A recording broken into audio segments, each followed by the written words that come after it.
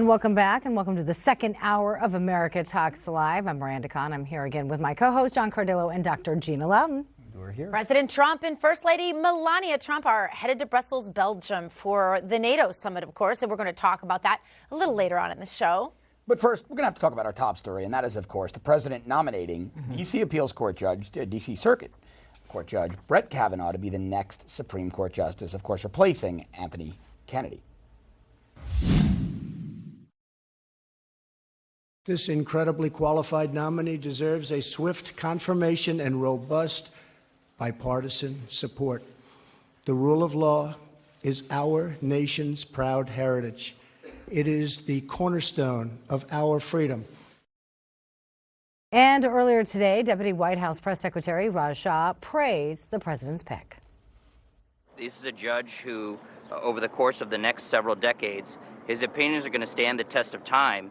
And the president made, I think, an inspired choice in choosing what most people regard on the right or the left as probably the most qualified person in the country to serve on the Supreme Court.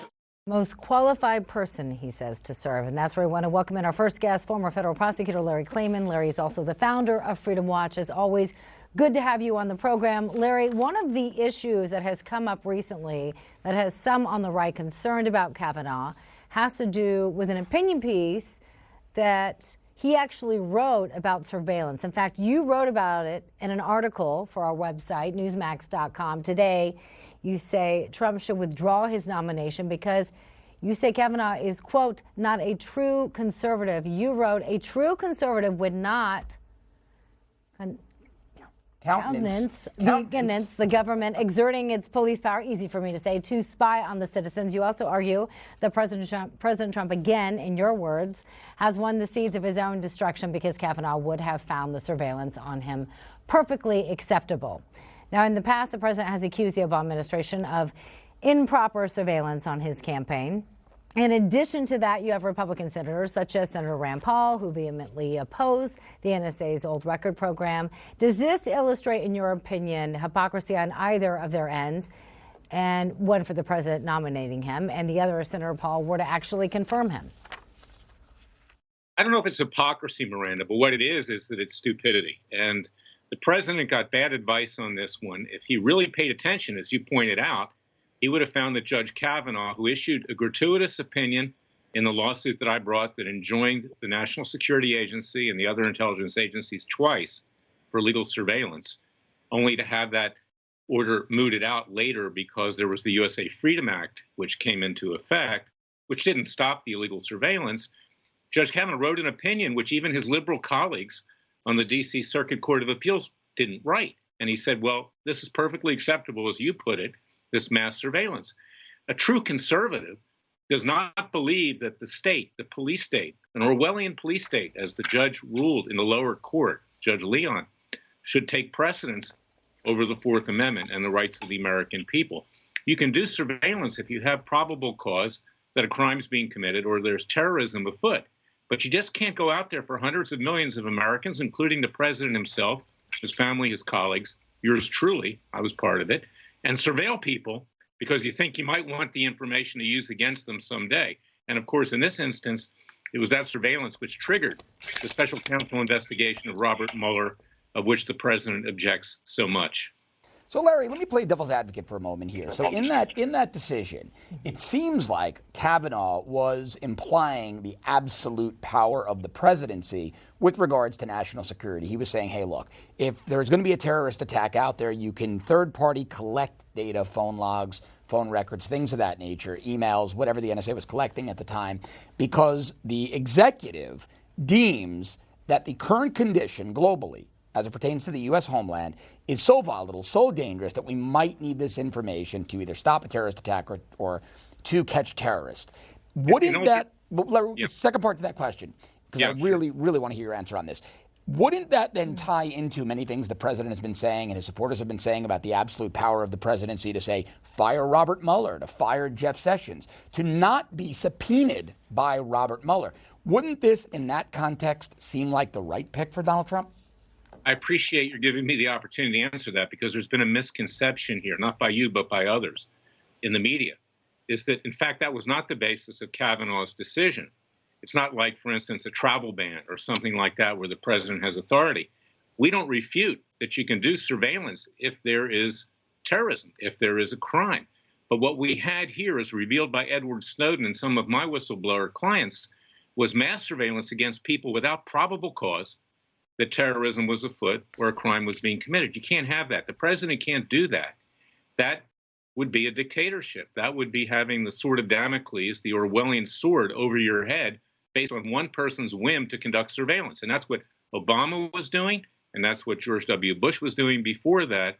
Is clearly unconstitutional. Our founding fathers fought the revolution because King George III's henchmen, the Redcoats, were breaking into the colonialist houses, stealing their property, assaulting their women and children, and wreaking havoc on the populace. This is the reason that we have the Declaration of Independence, the fundamental purpose, the Fourth Amendment.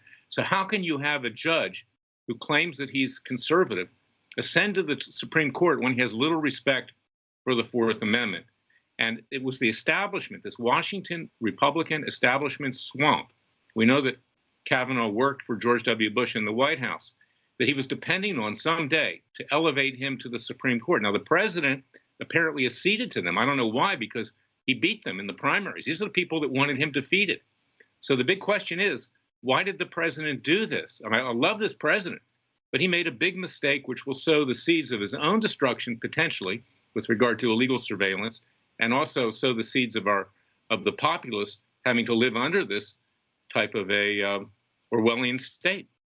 New Jersey Senator Cory Booker also bringing up the Mueller probe. He says the president shouldn't have picked anyone while special counsel Robert Mueller's Russia probe is ongoing. That this was the only pick amongst his entire list that has explicitly said that a president should not be a subject of a criminal investigation. It's almost as if president said, let me find the person that's most going to protect me under an investigation that's already led to over 70 charges, over 20 individuals, corporations have been charged, 5 guilty pleas, 1 sentencing. So we have an ongoing investigation that's a bipartisan supported investigation, as we saw throughout the Senate committee, and a president who's saying, I have a chance to now make sure the Supreme Court gives me a get-out-of-jail-free card. Larry, do you see it this way? I mean, do you think that this was the president's major impetus in choosing this particular nominee? Well, I don't think it was his impetus in particular in choosing Kavanaugh or the other 3, which he should have chosen from, in my opinion. Those are true conservatives who respect the Fourth Amendment. This is ridiculous. Cory Booker, frankly, I believe is a political hack.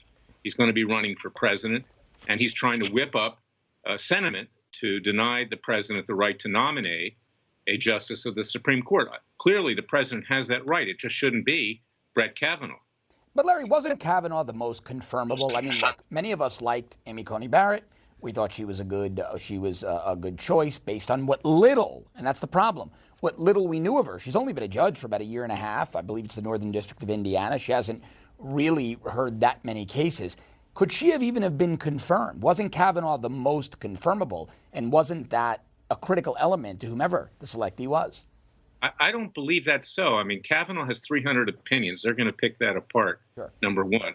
Number two, Kavanaugh, even from the conservative perspective, took a dive with Ken Starr over the mysterious death of Vince Foster, which the head of Newsmax thoroughly investigated Chris Ruddy in an excellent way, I might add, at the time. Never been an answer to that. He did that with Ken Starr. And the fact that he was on that Starr investigation is going to make the Democrats even more inclined to try to derail his nomination. I think it would have been a lot easier if you had chosen Judge Hardiman or some of the other judges that were out there, including Amy Coney Barrett.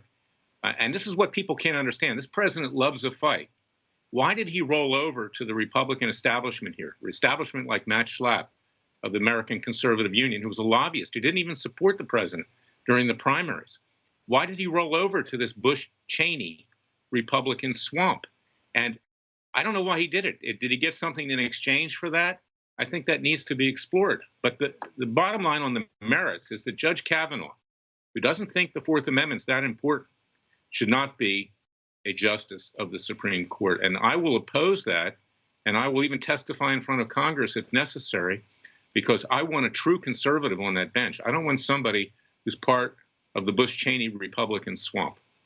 So obviously you're not a fan of Kavanaugh, but a lot of people that we've had on the program think that he's going to get confirmed. In fact, there's even some Democrats that supposedly are going to confirm him as well. Ultimately, what do you think is going to happen despite your extreme opposition to this nominee?